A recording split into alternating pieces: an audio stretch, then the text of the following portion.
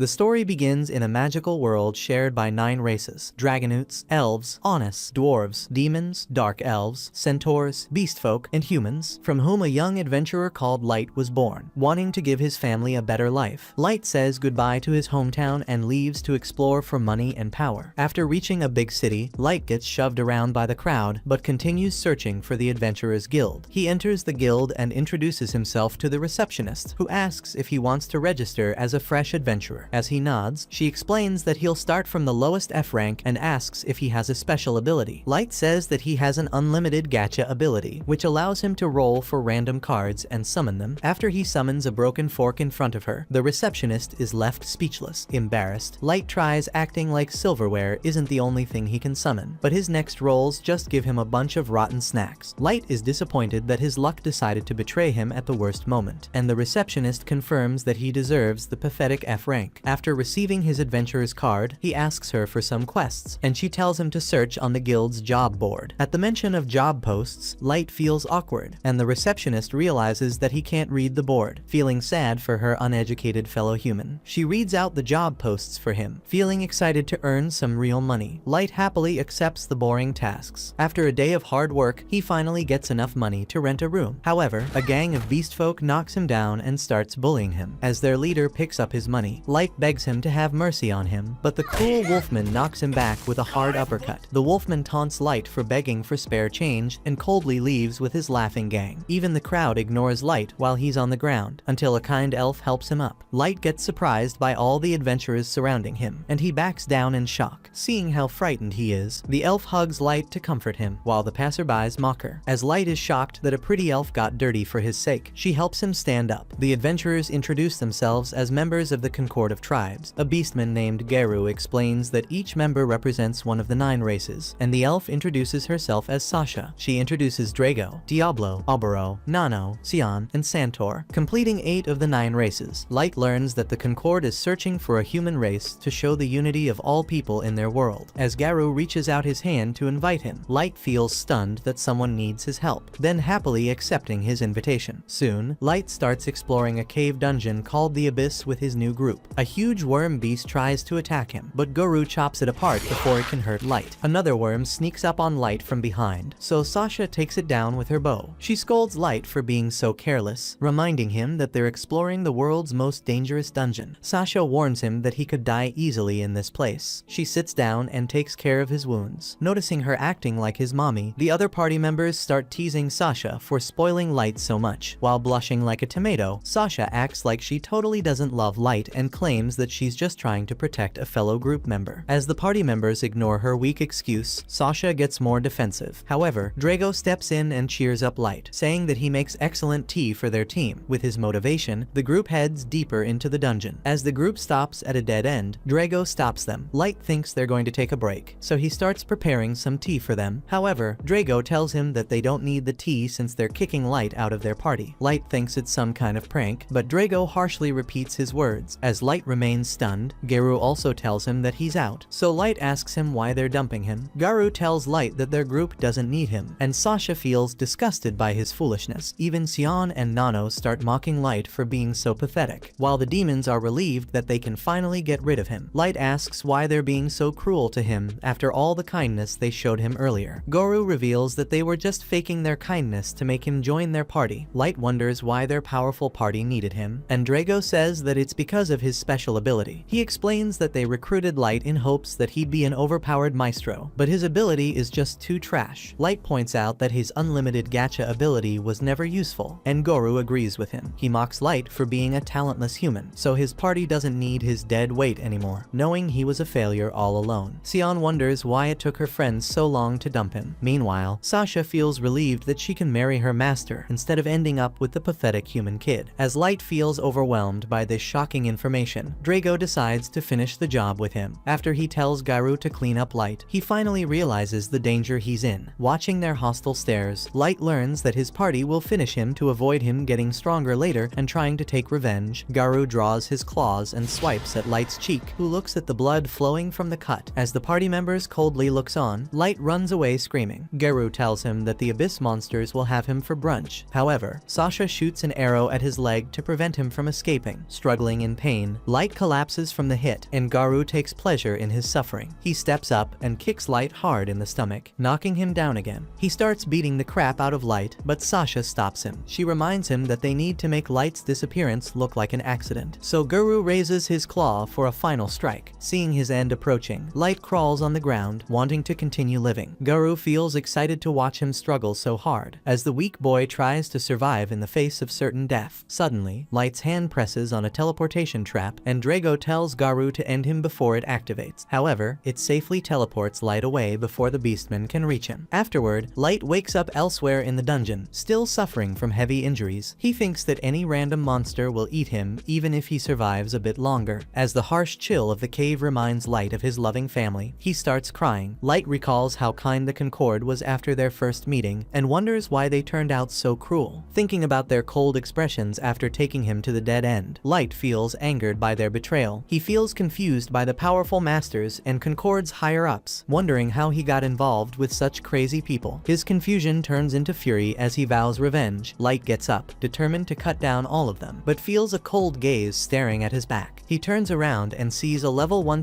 Orthus beast stalking him. Light wonders what such a broken monster is doing here and realizes that the trap teleported him to the deepest level of the abyss. As the Orthus approaches him, Light thinks about an escape. He starts desperately spamming his unlimited gacha ability, praying to get a miracle. With a final frantic press, Light summons a huge magic circle. He stares in disbelief as the gacha device releases a powerful aura, summoning an ancient fairy. Recognizing Light as her master, the mysterious fairy chops up the monster like an onion. The monster's shattered remains fall down, and the fairy lands gracefully to the ground. In front of Light's shocked eyes, she clears up the mess with a flick of her hands before turning around. The fairy walks towards Light and humbly kneels down, before healing all his wounds with magic. She apologizes to Light for healing him without permission since she couldn't bear seeing him injured. Light introduces himself, feeling disbelief that he just rolled the most overpowered fairy in the world. The fairy falls in love with his name and starts repeating it, before swearing her complete loyalty to him. Not knowing her identity, Light awkwardly asks for her name, so she reveals that she's the level 9999 ever-seeking maid called May. May explains that she's a super ultra rare card from Light's gacha. Light says that the gacha only produces junk, thinking there's no way he pulled a powerful baddie like her. May thinks he completely deserves her and begs her to accept him. Seeing her pitiful face, Light finally agrees, and May thanks him for his favor. She then asks Light to examine his gacha ability, and he feels surprised that she has the appraisal skill. May tells him that it's just one of her abilities before asking for his permission again. Once Light agrees, May's eye starts glowing as she examines him. Seeing that the gacha provides him with layers of secret protection, May feels impressed by his powerful ability. She explains that the gacha seemed useless because Light was previously in areas with no mana. However, in the supercharged abyss, the gacha absorbed the mana around him and boosted his chances of getting a rare card. She explains all the unlimited gacha card ranks from the highest extra rank and super ultra rare down to normal and error. Light still doesn't understand, so May tells him that on the surface, he could never get any good pulls because of the scarce mana around them. She praises Light for figuring out the gacha's power and entering the abyss to boost his chances of a rare pull. However, May notes that it was incredibly dangerous for him to venture out on his own, and he points out that she's wrong. Light reveals that he entered the abyss with his party, but they betrayed him and tortured his body. Thinking about their cruel abuse and taunting, he starts crying while telling May about his story. Light recalls how his old group mocked him for being a pathetic human. He complains about their cruel taunts, saying he was just trying to earn an honest living for his family. May watches as he vents his feelings, completely devastated by the party's brutal betrayal. Finally, Light falls on his knees from the pain, saying that he'll never forgive the cruel beasts for hurting him. He clutches the arrow from his leg while shedding tears, and May silently hugs him. In her warm embrace, Light calms down and stops crying. May tells him that she can never understand the depths of his suffering, but she'll use all her power to give the Concord their deserved retribution. As Light looks at her in shock, May swears to have all of them lined up in front of him in an instant. As he stops her and gets up, May thinks that he's being too kind for his own good. She tells him not to be so merciful, but Light tells her that he ended up in this situation because of his own weakness. He tells May that he doesn't want to abuse her power for revenge, vowing to get stronger and punish the Concord with his own two hands. Light thinks that May won't believe his unrealistic fantasies, but she promises to support his goal with zero hesitation. After May tells him that she has complete faith in his abilities, Light smiles in joy. She returns his smile before Light uses his gacha to summon another overpowered tool in the abyss. May watches faithfully as Light begins building his empire. Fueled by the abyss's infinite mana, giant magic circles surround Light, summoning the ultimate tools for his quest for power. After 3 years of hard work, Light has built a lavish kingdom with all his new fairies. As he walks through his castle halls, all maids submissively greet him, hoping to get some special attention. Annoyed by their creepy stares, May asks Light if she should silence the noisy fairies. Light doesn't mind it, since he thinks they're just showing their love for him. After leaving the castle, Light walks through town, where all the shopkeepers greet him with friendly words. As the shopkeepers ask Light to replenish their supplies, May makes a mental note to solve their problems later. Then, Light asks her what his other fairies are doing, so May informs him that a fairy called Aoyuki is exploring the abyss. Satisfied, Light thinks that Aoyuki should be fine in the abyss as the genius tamer. Then, he asks about the researcher fairy, called Ellie, and learns that she's developing magic spells to increase his power. Light feels guilty since he's making Ellie work really hard for him, and asks May what their fighter called Nazuna is doing. May feels upset that Nazuna is just patrolling the castle's interior, even though her fighting abilities are very high. However, Light thinks she's perfect for the job, walking around with her cheerful personality. Afterward, Light returns to the castle, where his final 999 level hero, named Jack, greets him with his first name. This angers May, who reminds Jack to be respectful to their master. Light tells her he doesn't mind what Jack calls him and leaves to train with him in the dungeon. After warning him that he won't hold back, Light prepares to charge at Jack, who is ready to take him on. He rushes with ultra speed and punches Jack's stomach, which knocks him a few meters back. Knowing that only his body is strong enough to withstand Light's attack, Jack feels surprised by his power. He also attacks Light, and the two of them begin a fierce battle. Meanwhile, Nazuna continues walking in the safe castle halls, acting like she's protecting the maids from dangerous criminals. As Nazuna tells the maids she's doing a very important mission for Light, they praise her like a spoiled child. As Nazuna gets a big head from all their praise, the maids ask her where she's going next. She tells them she hasn't decided yet, so they ask her to patrol a secret place for them. Wondering what kind of place it is, Nazuna agrees to help them. Soon, she knocks on the door to Light's bedroom, where May comes out. She asks Nazuna if she needs something, so Nazuna tells her that she's patrolling the area. May tells her that she doesn't need her security in the bedroom, but Nazuna gets curious about what she's doing. She asks May why she's in Light's bedroom when he's out fighting Jack, and May acts like she's just cleaning the room. However, Nazuna ignores May's yapping and walks straight into the room. Noticing the messy bed, she thinks that May rolls around in it and sniffs Light's smell like a pervert. To protect her dignity, May tells Nazuna that it's just a secret cleaning technique, and the airheaded knight easily believes her fake story. As May feels relieved that Nazuna isn't the sharpest crayon in the box, she starts fumbling around her armor to find a message from the maids. After finding the letter, she reads it out, informing May that all the other maids are angry at her for hogging Light's room. As Nazuna reads the final part of the message, she wonders why all the maids are cursing May. The innocent Nazuna thinks that they're cursing her to help her develop an immunity, and May tells her she'll deal with the maids herself. Then, she gives Nazuna some money for delivering the message, and she happily accepts and leaves. Afterward, Nazuna goes to the market and grabs a bunch of tasty sweets to eat. While eating, she finds Aoyuki sitting on a balcony. After learning that Aoyuki is done with her exploration, Nazuna warns her that she won't share her food. Since Aoyuki keeps meowing in response, Nazuna feels confused. She wonders what the cat girl is saying and tries to guess that she got into some trouble in the forest. As Nazuna offers to help her clear the obstacles, Aoyuki gets annoyed and reveals that she has already finished making a map of the whole area. This surprises Nazuna, who starts cheerfully hitting the girl and scolds her for not explaining earlier. Then, she heads back to start goofing around again, leaving Aoyuki exhausted. Nazuna heads into the palace's throne room and makes sure that nobody is watching. She climbs onto Light's empty throne, feeling sad that he's not around to see her. However, her careless movements break off a piece of the throne, and Nazuna quietly puts it back before teleporting out of the room. Back in the dungeon, Light and Jack match blows a final time. Jack tells him they should call it off and get some rest, and Light agrees. Once they're in the hot bath, Jack praises Light for mastering his power. Light credits Jack's teaching, but Jack, confident that few can match him in the palace, warns Light not to get overconfident. There might still be someone on the surface strong enough to challenge him. Light nods in agreement, promising that he'll never underestimate his opponents while getting his revenge. Meanwhile, in May's office, all the fairy maids stand nervously while awaiting her orders. May asks her if they know why they're in trouble, and the maids try to act innocent. As May reads the contents of their letter out loud, they get terrified of her and back down into the walls. She asks the maids what they meant by their letter, and they say that they were just trying to reduce her or burden. However, May points out that they cursed her 3 times at the end, which leaves them speechless. She also scolds the maids for using Mizuna as their scapegoat, and they all start whispering among themselves. Then, May heads back to her chair and announces that she's rejecting their appeal. Before ordering them to clean the long hallway leading to the throne room, the maids accept their punishment. But when May tells them they'll have to do everything with their bare hands, they feel completely stunned. The maids protest against the punishment, but May says that since she's heading back to the surface, they need to cover up in her absence. In town, Mizuna greedily stares at some cool armor. Ellie approaches her, feeling surprised that the castle guard is wandering around. She asks if Mizuna wants some candy, but the knight points to the armor. She asks Ellie about her research, and Ellie explains that she's heading back since her work is finished. Ellie thinks that Mizuna is an idiot since she couldn't figure this out on her own, but Mizuna disagrees, to prove her wrong. Mizuna says that 1 times 3 is 4. Ellie mocks her being dumber than a starfish, so Mizuna counters that only dumb people insult other people's intelligence. However, Ellie starts bragging about having tea with Light, thinking that he'll invite her to his bedroom next. This makes Mizuna jealous, who also wants to have some tea with her master. Back in the maid's room, they get angry at May's punishment. One of them wonders how to get rid of their annoying leader and suggests they should poison her. After her partner reminds her that May is immune to poison, they all fall silent, wondering what to do. Frustrated that she can't clean Light's room, the lead maid starts complaining once again. Her friends agree, wanting to sniff his scent like May. Their creepy friend fantasizes about licking Light's used spoon, and they all call her a freak. However, she calls them out for having the same desires, and the hypocrites shamelessly agree that they'd do the same. Then, the maids think about May being the first fairy that Light summoned, remembering that it took him 3 more months to summon Aoyuki. They wonder if May did some freaky stuff while she was alone with Light. At this realization, all the maids start crying that they didn't get the chance to fulfill their desires with their master, and decide to curse May for all eternity. However, as they begin their joint cursing session, May enters the room. Silencing them all, the maids ask her why she isn't outside doing her mission, and May explains that she was just on her way out when she heard them praying for her. She walks into the room, asking why they were cursing her. Feeling terrified of her power, all of them start swearing their undying loyalty to her one by one. However, May repeats their curses, which silences them again. Finally, one of the maids confesses that they were just jealous of all the extra time she got to spend with Light. May tells them that in the 3 months she spent with Light alone, she only educated him and trained him for combat. After explaining that she never did anything freaky with him, May says that she returned since she felt that her punishment was too harsh. However, after hearing the maid's ungrateful curses, she thinks that she made the right decision. May doubles down and increases their punishment to include the throne room as well. The maids pitifully beg her to have mercy, as May reminds them that they have the free time to curse her in their room. The maids finally accept their fate. After receiving their punishment, the maids quickly head out to clean the throne room, still complaining they didn't do anything wrong. They wonder if they can even finish cleaning before the next day. Suddenly, the creepy maid touches the part that Mizuna broke, and it cracks and falls down in front of their horrified eyes. Meanwhile, Nazuka lies down on her bed to have a good night's sleep, unaware that she has just doomed all the maids to purgatory. Feeling sad that she didn't get to see Light, she wonders why he doesn't just send her to the surface to clean up the guys who hurt him. After venting her emotions, Nazuna closes her eyes to sleep. The next day, as Light walks out to enter the dungeon, he hears Ellie arguing with Nazuna. When he opens the entrance, Nazuna rushes to greet him, thinking that her wish from bedtime was granted. Ellie thinks there's no way Light would care about her, while Aoyuki approaches him like a cat. As he starts scratching her chin, the other girls feel jealous that she's getting so much special attention. Ellie invites Light to her bedroom, but he ignores her and tells the girls he's got some business in the dungeon. Suddenly, a hellhound beast approaches the group,